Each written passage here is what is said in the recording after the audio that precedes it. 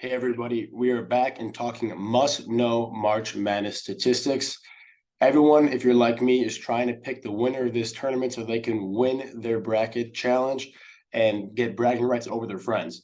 I took a look at the last nearly 20 years of NCAA March Madness data via KenPom, who is one of the authorities in NCAA statistics.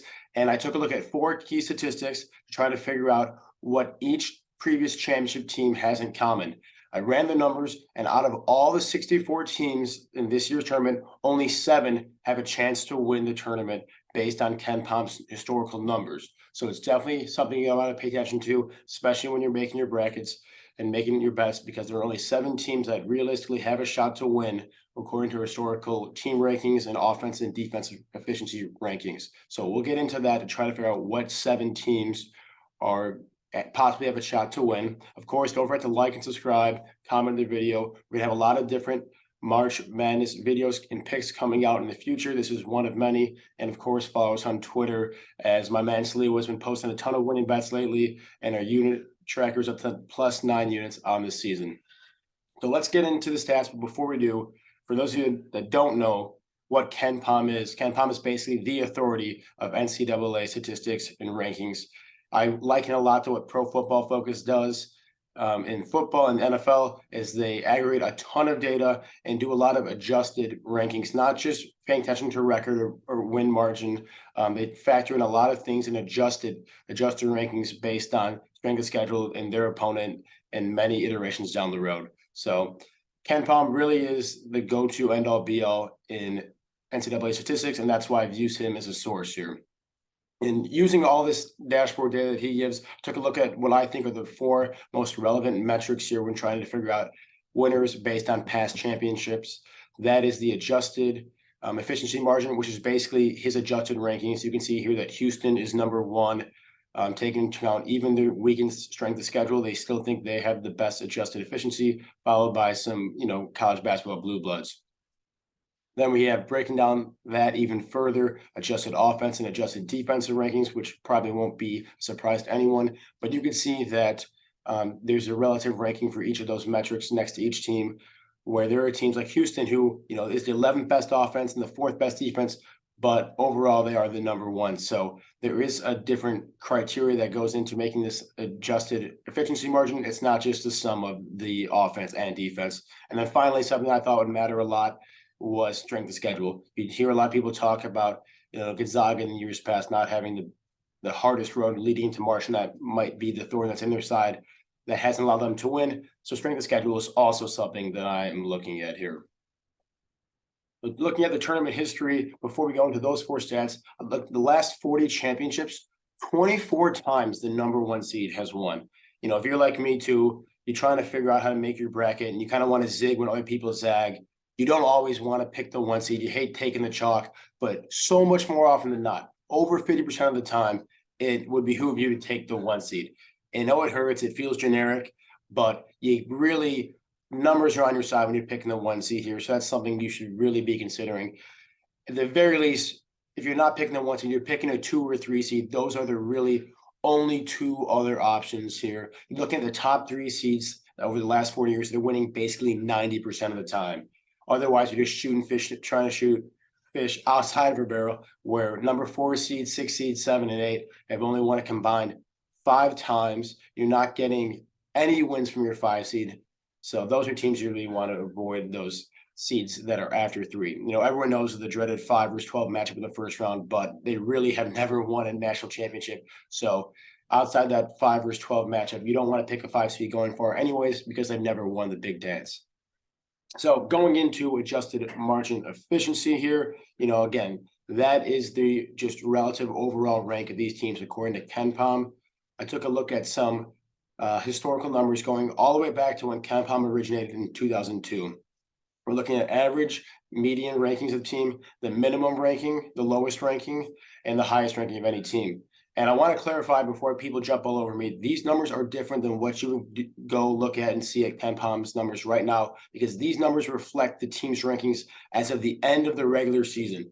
If you go to KenPom right now and look what happened in 2004, you're going to see everyone's rankings post-tournament. These are pre-tournament rankings so that these will actually help you right now if you go to KenPom's website and try to make your picks. So we're looking at the average value of the championship winner here is 3.16. What does that mean? That you're really trying to pick a team that's in the top 10, probably even top 5, because that historically is what the average number is going to be. Obviously, you got a lot of KenPom teams that rank number 1 overall that are winning, and the median is 2.5, which is even lower than the average. So that's meaning that, you get some outliers like a 25 best ranked team winning, but on average, on the median, you're getting your top 3 teams that are winning it. And the number that I'm really looking at to try to narrow my criteria is this maximum ranking number. There has never been a team in KenPom's pre-March Madness rankings that has been below 25 overall that has ever won. That is very important, because if you're trying to pick a team that's ranked 30 or ranked 28 like Kentucky, numbers say they will not and cannot win. Obviously, history can always be made and, adjust our criteria. But right now, as of the past 20 plus years, there's never been a team that is ranked lower than 25 in KenPom's ranking that has ever won. That's incredibly important. Doing the same kind of analysis for the adjusted offensive ranking, you get the same kind of thing. Obviously, it's to no surprise, you can be the best ranked offense and you're going to win. You can be a top 10, top 5 offense, and that's really going to help you. But again, we're looking at the max ranking here to narrow our criteria. The lowest ranked adjusted offensive team has been 37. So if you're looking for a team that is ranked 40, like St. Mary's right there offensively, you're looking at Tennessee, who's the 5th best KenPom team, but their offense is ranked 49th. Historically, that's just saying that they cannot win. You should eliminate those teams from your conversation of teams that you will pick to win the championship. That is what this max ranking is saying here. Looking at the same analysis for the defense, of course, there have been teams that are best ranked defensively to win it. You can see here that the average and median numbers are a little bit higher than the offensive ranking, meaning that you can get away with slightly lower defense in the tournament and still win it all. Max ranking here for a team to win the championship, the lowest relative ranking their defense has been 38 in college basketball. If you're looking at a team that has a defensive ranking lower than 38, like 10th overall Kansas, 10th overall Arizona, number 2 seed. They're the 41 best defense. This is saying that you should not be picking them. This is a team that should be outside of your consideration. And finally, strength of schedule, which will be big for a team like Houston.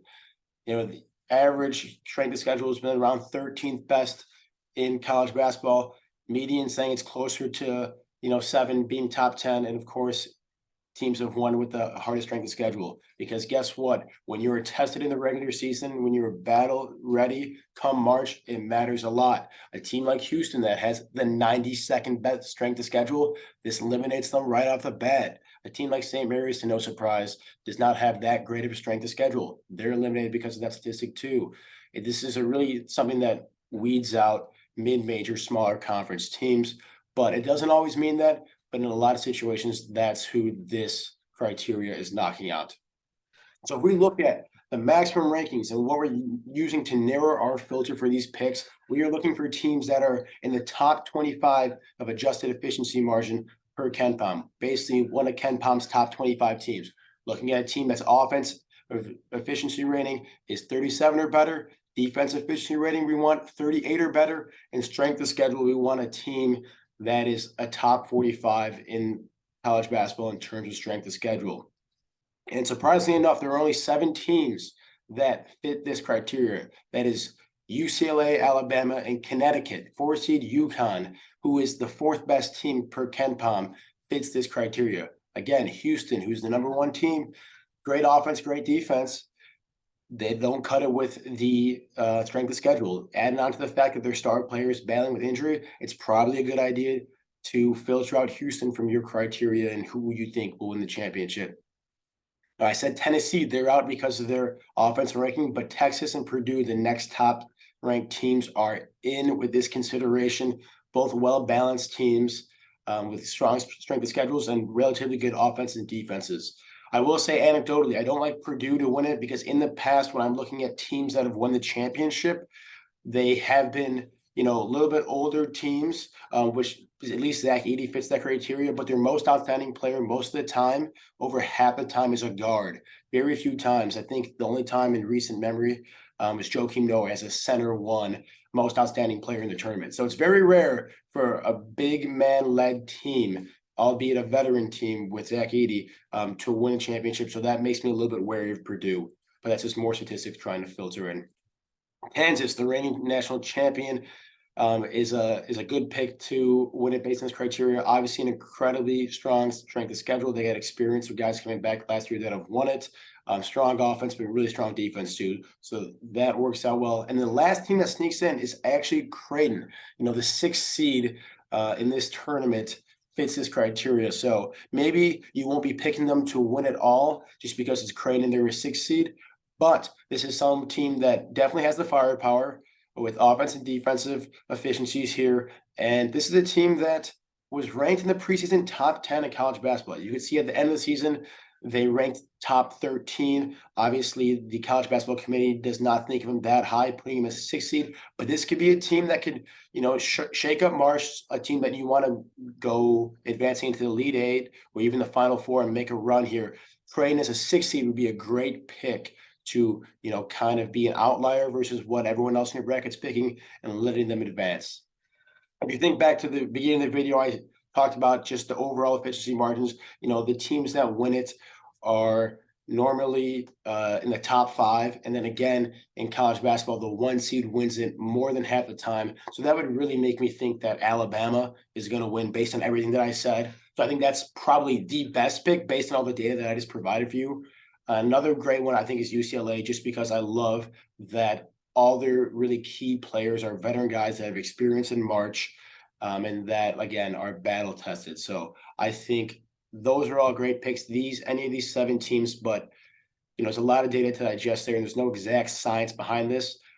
But trying to use historical winners as the precedent for who we want to pick in this year's tournament. I hope that helped. It really does influence my picks, and it's going to help me make my brackets, and I hope it helps you guys as well.